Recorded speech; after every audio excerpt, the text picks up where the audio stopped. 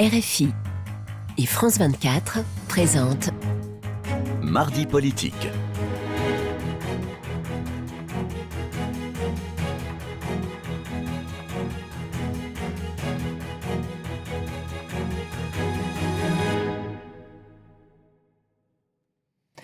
C'est l'heure de Mardi politique sur France 24 et RFI. Bonsoir Frédéric Rivière. Bonsoir Rosine, bonsoir à tous. Et ensemble, nous recevons Agnès Evren. Bonsoir. Bonsoir. Vous êtes sénatrice de Paris et porte-parole des Républicains. Merci d'avoir accepté notre invitation.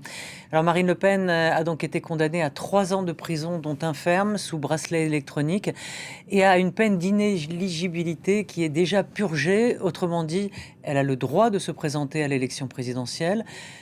Quels sont vos premiers mots après ce jugement ? Bien, écoutez, personne n'est au-dessus des lois et la justice l'a donc condamnée pour détournement de fonds. Et je me suis dit, c'est un peu l'arroseur arrosé, parce que Marine Le Pen, en fait, jusqu'à maintenant, elle a toujours exigé, réclamé l'inéligibilité à vie de ceux qui étaient condamnés pour détournement de fonds. Et donc, on va voir si elle va joindre le geste à la parole. À l'époque de Jacques Chirac, je me souviens, en 2011, elle souhaitait qu'il soit inéligible à vie.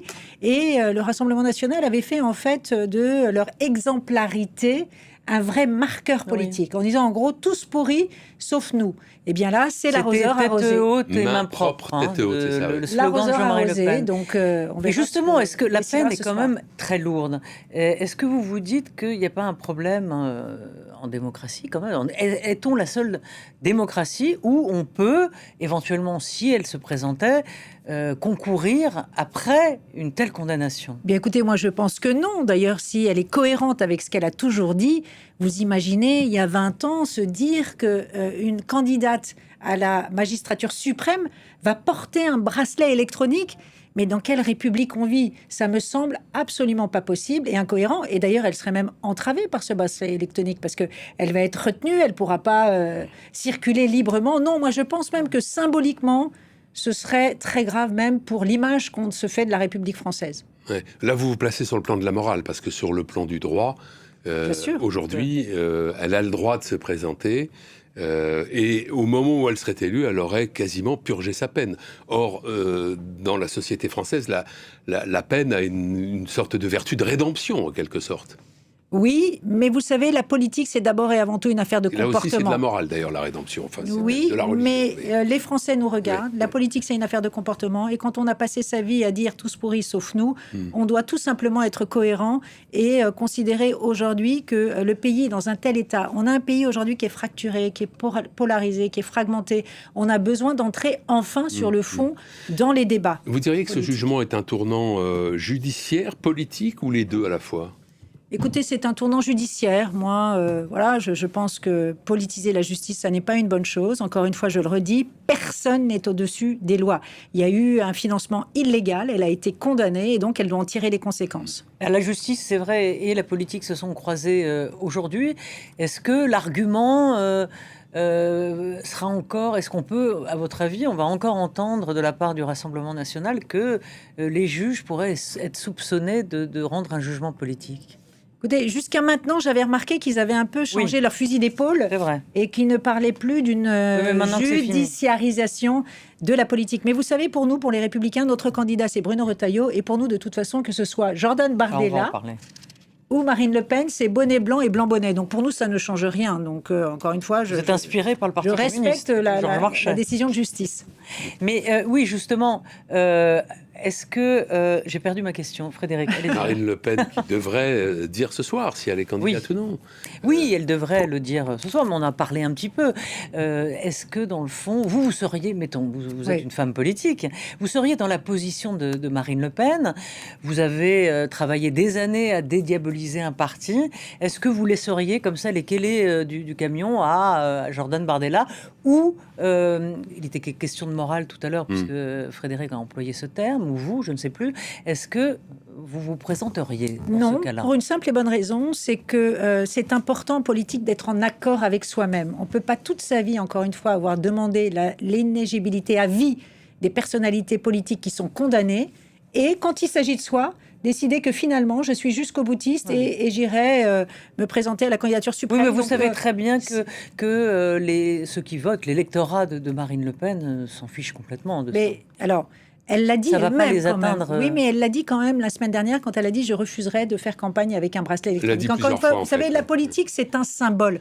Vous imaginez le symbole d'une candidate qui est condamnée avec un bracelet électronique. Pour moi, c'est inenvisageable. Alors, vous avez dit il y a quelques jours, Agnès Evren, que vous pourriez voter pour Jordan Bardella s'il se trouvait au deuxième tour face à Jean-Luc Mélenchon. Est-ce que, compte tenu de la condamnation de Marine Le Pen, vous ne pourriez pas le faire si c'était Marine Le Pen face à Jean-Luc Mélenchon ? J'ai répondu en fait à une question qui me semble... Pour le coup, la réponse semblait évidente, c'est que dans un cas de duel entre Bardella et Mélenchon, tous les électeurs de droite votent Bardella. Pourquoi ? Parce que nous considérons que Jean-Luc Mélenchon est un danger pour la France. C'est un parti de la haine, c'est un parti racialiste, c'est un parti communautariste, et c'est même un combat pour nos valeurs démocratiques. Et donc, j'ai répondu ça, et d'ailleurs, oui, en effet, je l'assume, parce qu'on a l'impression qu'on découvre la Lune. Aujourd'hui, je le redis, Jean-Luc Mélenchon fait extrêmement peur aux Français. Les Français ont peur de son arrivée au pouvoir. Et d'ailleurs, moi, très franchement, mon candidat, c'est évidemment Bruno Retailleau. J'ai toujours été fidèle au LR, et je veux le rassemblement derrière Bruno Retailleau, qui pour moi est celui qui porte le meilleur projet. Donc vous pourriez voter Marine Le Pen si c'était elle face à Jean-Luc Mélenchon ? Non, parce que moi je veux que ce soit Bruno Retailleau. Et je vous ai déjà répondu à cette question. J'y ai dit qu'il y avait une forme d'évidence à ce que les électeurs de droite votent de toute façon Jordan Bardella si c'était Bardella-Mélenchon. Alors, mais quel est le candidat le plus dangereux pour les Républicains ? Est-ce que c'est Marine Le Pen ou Jordan Bardella ? Il semblait qu'à la lecture des journaux... d'un journal dominical, en tout cas, les Républicains considèrent que Marine Le Pen est beaucoup plus dangereuse que Jordan Bardella. Alors, et que le choix se porterait en fait, si à la vous avez le réflexion, choix. je vous le disais tout à l'heure, pour nous, c'est blanc-bonnet et bonnet blanc. Pourquoi ? Parce que ceux qui attendent éventuellement un tournant libéral avec Jordan Bardella seront très déçus, parce que Marine Le Pen veillera à l'application stricte de son projet. La colonne vertébrale idéologique du Rassemblement national, ça n'est pas du tout Jordan Bardella, c'est Marine Le Pen. Oui, mais si c'est pas elle, c'est lui qui fera son programme, il fera ce qu'il veut. Mais pas du tout, justement. Elle veillera donc au projet du Rassemblement national. Vous croyez à la thèse, vous savez, il sera pas libre de la tutrice dont a parlé Philippe Ballard, qui d'ailleurs s'en est mordu la langue d'avoir dit ça, parce que ça a un côté tutrice, dire que c'est comme un plant de tomate qui est un peu de travers et qu'il faut remettre droit. Ou un côté Marine Médicis, quoi. Mais c'est pour ça que je vous disais qu'en fait, ceux qui pensent qu'il y aura un tournant libéral se trompent, parce que Marine Le Pen sera extrêmement exigeante sur le fait d'appliquer son projet à elle. Et moi, je pense qu'aujourd'hui, vous savez, on dit souvent, mais le Rassemblement national, c'est une droite un peu plus musclée. Non, pas du tout. C'est un parti qui rase gratis, c'est un parti démago. Et quand on voit leur programme économique, on se dit qu'en fait, ils mettraient à genoux la France sur le plan économique. Je rappelle qu'ils ont juste voté 34 milliards d'euros d'impôts d'augmentation avec la France insoumise. Pour le coup. Est-ce que vous pensez que la campagne présidentielle sera d'une nature différente ? Et je parle de toute la campagne, pas seulement pour le RN, selon que ce sera Marine Le Pen ou Jordan Bardella, le candidat à la présidence. Écoutez, très franchement, ce serait d'ailleurs surprenant. Moi, je trouve que Jordan Bardella n'a pas le niveau pour être président de la République. C'est un jeune homme de 30 ans. Il y a des enjeux géostratégiques, politiques. Il y a une crise de l'hôpital, une crise de l'école, une crise sécuritaire. Il n'a aucune expérience. Il n'a d'ailleurs jamais travaillé. Et je le connais bien puisque j'étais moi-même députée européenne. Moi, ce qui m'inquiète profondément, c'est qu'en fait, ils ont changé de position politique sur des sujets aussi essentiels que le nucléaire, l'immigration, l'Europe. Et donc, quelle est leur ligne directrice ? La France a besoin d'un débat de fond. À l'époque d'Emmanuel Macron, on n'avait même pas eu de campagne sur le fond. Vous dites qu'il n'a pas de fond Jordan Bardella, je dis qu'il est très versatile en fait. Quand il faut être pro-business avec elle l'a été, Marine Le Pen. Oui, mais ils le sont tous les deux. C'est pour ça que je dis en fait, quelle est leur ligne directrice ? Nous, on a un projet qui est très clair, c'est de rompre avec les angles morts du macronisme sur les questions régaliennes, fermeté sur l'immigration, fermeté sur les questions d'autorité de l'État, sur les questions aussi de rémunération du travail. Aujourd'hui, malheureusement, le travail n'est pas suffisamment rémunérateur et donc valoriser le travail au détriment de l'assistanat et aussi, je dois le dire, réconcilier la nation, l'unité de l'État. On voit, je le disais, notre pays très fracturé et fragmenté.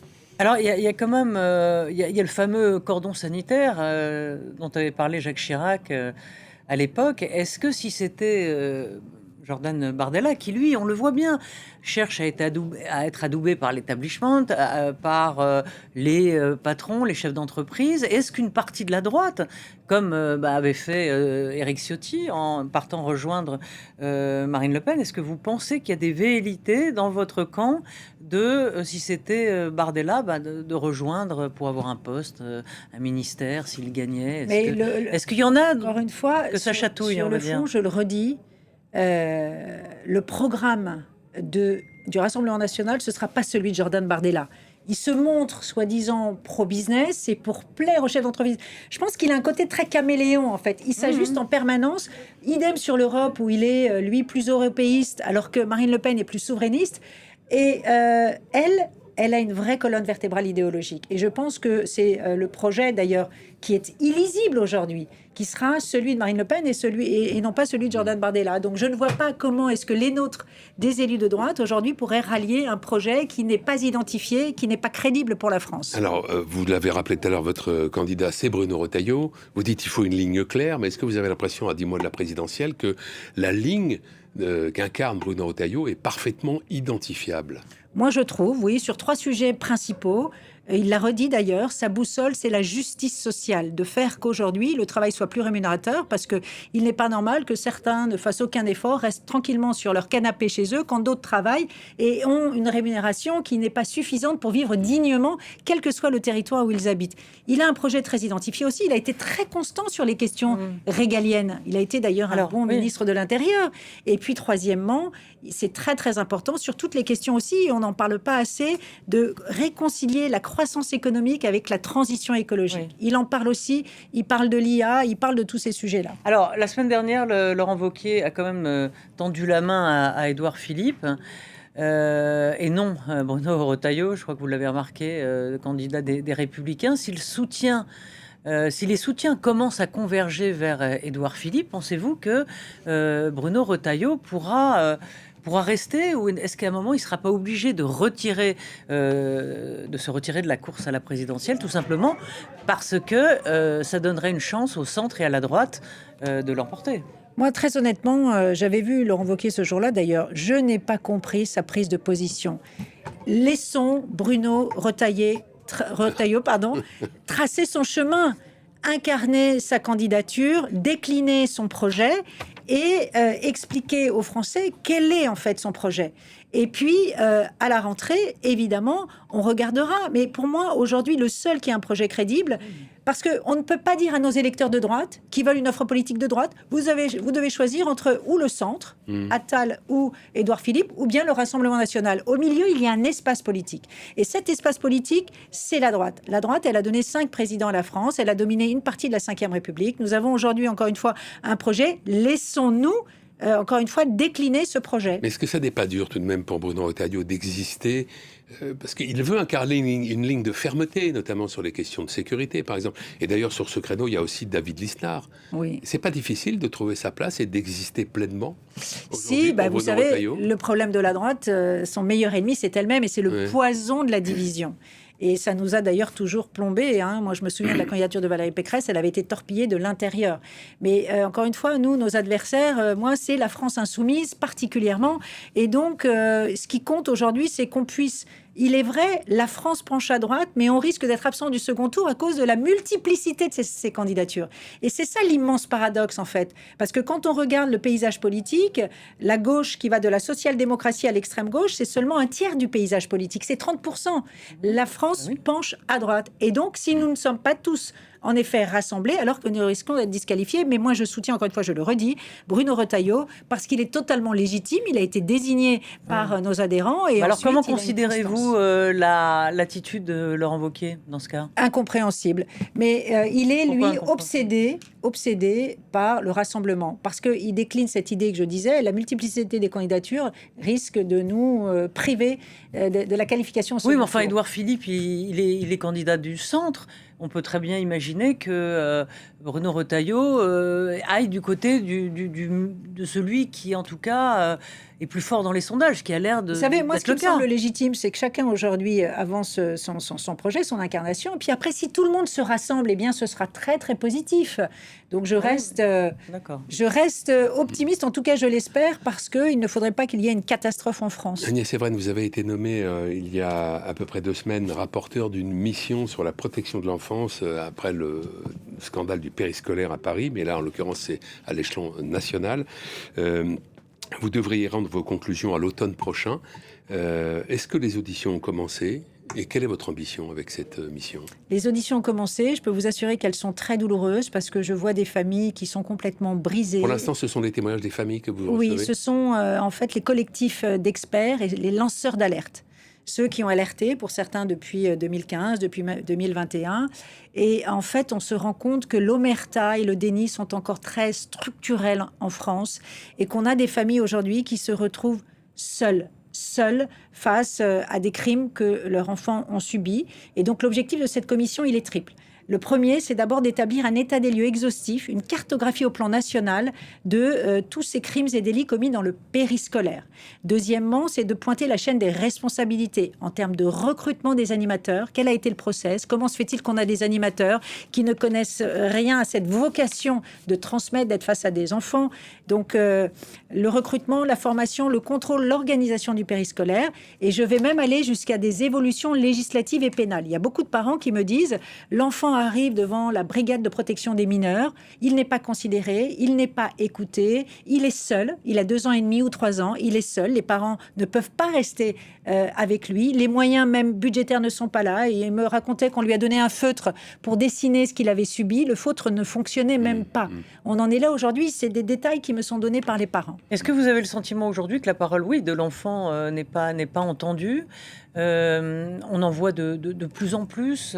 C'est vrai que le scandale du périscolaire a été quand même un peu mis sous l'éteignoir dans la campagne des municipales, excepté quand même Rachida Dati qui avait insisté pour attaquer son adversaire. Mais comment expliquez-vous cet état ? Enfin, je veux dire, c'est une déliquescence. Vous avez mis le doigt sur le sujet principal pour moi, c'est justement le fait que la protection de l'enfance soit un sujet qui était pendant tant d'années sous-traité en France et que la parole de l'enfant est encore systématiquement minimisée, mise en doute.